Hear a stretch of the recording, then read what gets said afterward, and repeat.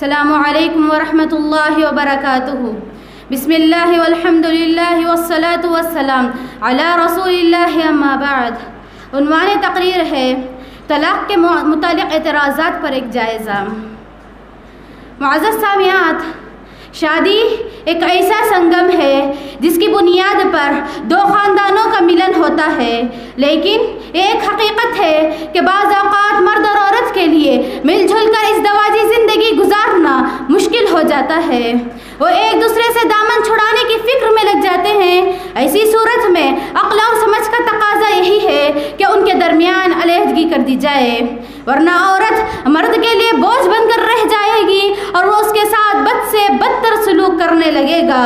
دوسرا یہ کہ عورت کے طلاق کے بعد ہو سکتا ہے کہ عورت کا رشتہ کسی ہم مزاج شخص سے ہو جائے اور وہ اس سے بہتر زندگی گزار سکتی ہے۔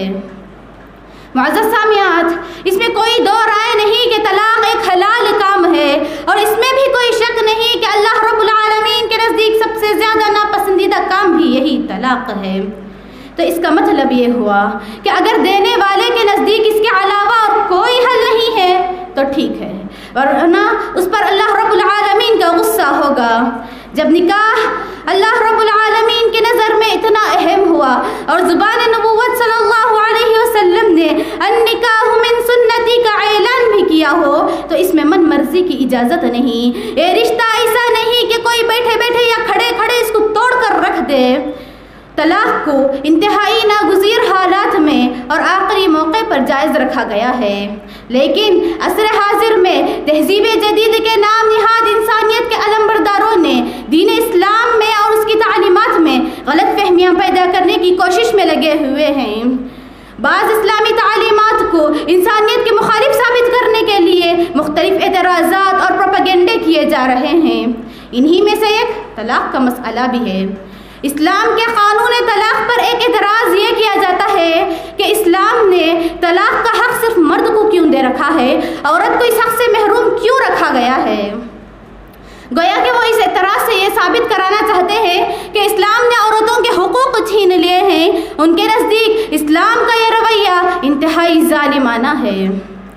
آئیے ذرا ٹھنڈے دماغ کے ساتھ عقلی طور پر اس اعتراض کا جائزہ لیتے ہیں کہ کیا واقعتاً اسلام کا یہ قانون راہ انصاف سے ہٹا ہوا ہے، یا ان کا یہ اعتراض محض اسلام کو بدنام کرنے کی ایک ناکام کوشش ہے۔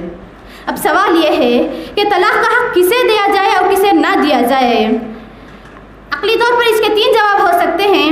پہلا جواب یہ کہ یہ حق دونوں کو برابر حاصل ہو، دوسرا یہ حق صرف مرد کو ملنا چاہیے، تیسرا اس کو عورت کے ہاتھ میں ہونا چاہیے۔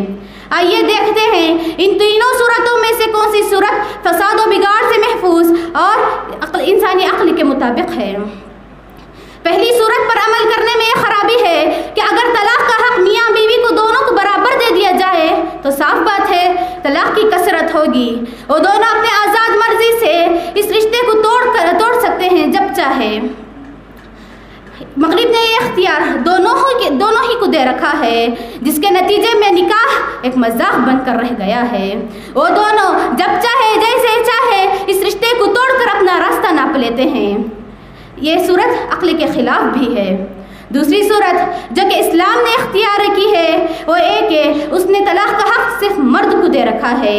اس کی وجہ یہ ہے کہ مرد کو معاشرے میں برتر حیثیت حاصل ہے۔ وہ بیوی کی مالی ذمہ داریاں، بچوں کی پرورش، تعلیم و تربیت کا بوجھ اٹھاتا ہے۔ وہ اس مرد کے ساتھ بڑی زیادتی ہوگی کہ جس بیوی کو وہ ناپسند کرے اسی کو اس کے گھر کی ملکہ بنائے رکھنے پر اسے مجبور کیا جائے۔ اب یہ بھی نہیں کہا جا سکتا کہ طلاق کا حق صرف مرد کو دے دیا جائے تو وہ اسے اپنی من مرضی طریقے سے استعمال کرنے لگے گا۔ یہ اس لیے کہ طلاق میں مرد کا زبردست مالی نقصان ہے۔ بیوی کو جو اس نے مہر دیا ہے تو اس کا مطالبہ نہیں کر سکتا۔ اگر مہر نہیں دیا ہو تو طلاق کے وقت اس کو دینا پڑے گا۔ پھر اگر دوسری شادی کرنی ہو تو نئے مہر اور نئے ساز و سامان کے ذریعے، اور اگر پہلی بیوی کے اولاد ہوں تو ان کے بچوں کی کفالت کی ذمہ داری بھی اسی کے سر آئے گی۔ وہ لوگ خیالی دنیا میں رہتے ہیں جو مرد کے حق طلاق پر اعتراض کرتے ہیں۔ ان بیچاروں کو زندگی کے ان حقیقی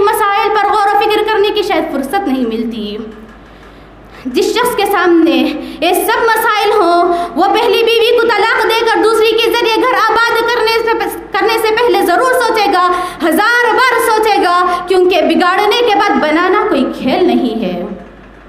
तीसरी सूरत ये कि हक़ तलाक औरत के हाथ में होना चाहिए। अगर ऐसा होता तो शौहर की जानिब से जब भी किसी किस्म की नागवारी और तलखी महसूस होती, औरत जज्बात में आकर तलाक दे बैठेगी। वो ये नहीं सोचेगी कि उसका नताइज क्या होंगे और इतनी सी बात पर उसको तलाक देनी भी चाहिए थी या नहीं। तलाक में औरत का उतना नुकसान नहीं है, मर्द का बड़ा नुकसान है। अगर यह हक़ औरत को हासिल होता तो बदअखलाक औरत जब चाहे मर्द को तलाक देकर अपने बच्चों को उसके हवाले कर देगी और मेहर और जेवरात लेकर उसके घर से निकल पड़ेगी और नए हक़ मेहर और नए साजो सामान के साथ किसी और शख्स से शादी कर लेगी। इस तरह तो तलाक का रेशो बहुत बढ़ जाएगा और जिस ख़ानदान और जिस जगह इस चीज़ का इजाफा हो जाता है वो ख़ानदान और वो मुआशरा दरहम बरहम होकर रह जाता है। गर्ज इंसानों के लिए वही चीज़ बेहतर है जो उनके खालिक ने उनके लिए बना रखी है। हमारे रब ने ये हक़ बवक्त मजबूरी मर्द को दे रखा है, इसी में समाज की बका और कामयाबी है। आखिर में रब्बुल आलमीन से दुआ है कि अल्लाह ताला हम तमाम को इस्लामी तालीमात का बगौर मुताला करके इन एतराज़ात का मुँह तोड़ जवाब देने की हमें तौफ़ीक़ दे। आमीन। अस्सलामु अलैकुम व रहमतुल्लाहि व बरकातुहू।